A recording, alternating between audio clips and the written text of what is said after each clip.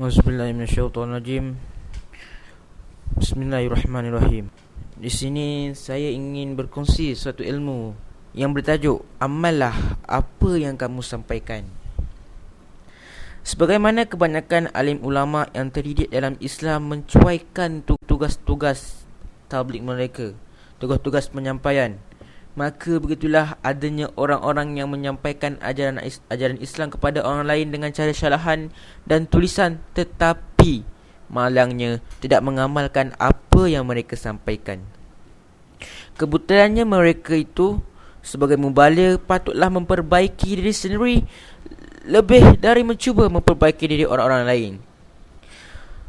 Rasulullah SAW dengan keras menegah mereka yang tidak mengamalkan ajaran mereka dari menyampaikan.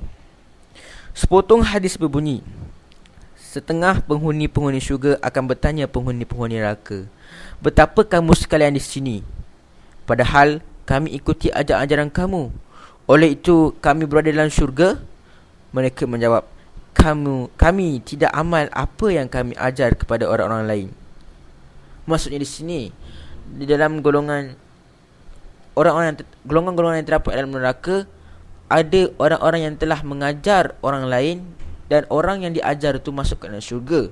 Tetapi orang yang mengajar itu tidak masuk ke dalam syurga kerana mereka tidak mengamalkan apa yang telah diajarnya. Sepotong hadis lagi berbunyi, azab Allah lebih cepat menimpa pelajar-pelajar yang jahat daripada orang-orang biasa yang berdosa. Mereka akan terperanjat melihat ini serta akan bertanya, mengapa azab Allah diazabkan ke atas kami dulu daripada ke atas penyembah-penyembah berhala? Mereka akan dijawab, mereka yang berpengetahuan penuh tentang agama adalah lebih bersalah daripada mereka yang tidak berpengetahuan langsung. Allah Subhanahu wa taala berfirman dalam Al-Quran, A'udzubillahi minasyaitonirrajim, atamuruna an-nasa bil birri wa tansawna anfusakum wa antum tatluna al-kitaba afala ta'qilun.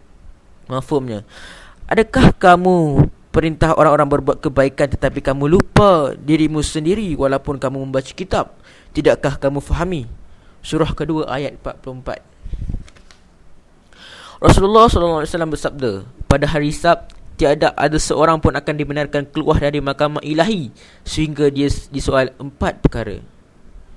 Yang pertama, betapa kamu habiskan usiamu? Yang kedua, betapa kamu habiskan kemudaanmu? Yang ketiga, betapa kamu peroleh hartamu dan di mana kamu belajarkannya?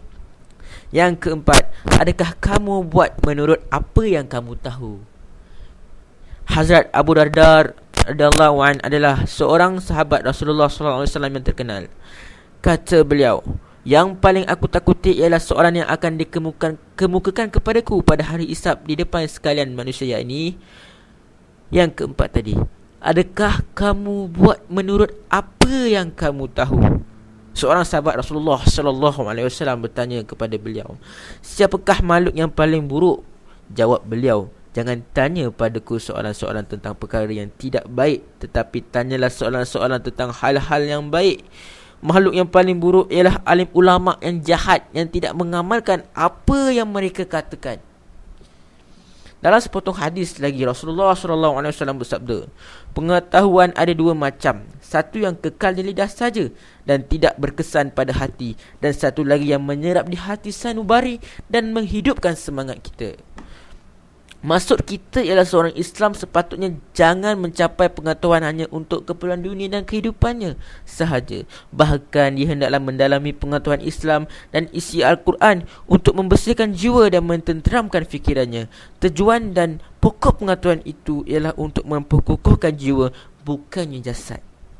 Dari itu, diminta agar para pensyarah atau para mubaligh supaya memperbaiki diri masing-masing dahulu dan mengamalkan dengan apa yang mereka ajar kepada orang lain.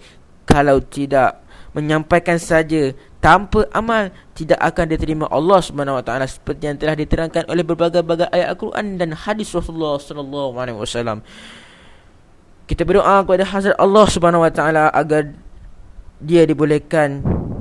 agar Allah SWT membolehkan kita mengamalkan apa yang kita ajarkan kerana semata-mata menghadapkan limpah rahimnya saja. Sebab itu di akhir setiap ucapan yang telah saya cakap tadi, sebelum ini dan selepas ini, saya akan kuatkan satu statement, satu ayat. Semoga dapat kita amalkan hadis-hadis yang kita dengar, yang kita baca, yang kita pelajari, dan kita sampaikan kepada sahabat-sahabat handai kita yang tidak berpeluang bersama-sama kita, tidak peluang mendengar, tidak peluang diajar dan didengari ilmu ini. InsyaAllah semoga kita dirahmati Allah Subhanahu Wa Taala. Wabillahi taufiq wa hidayah. Wassalamualaikum warahmatullahi wabarakatuh.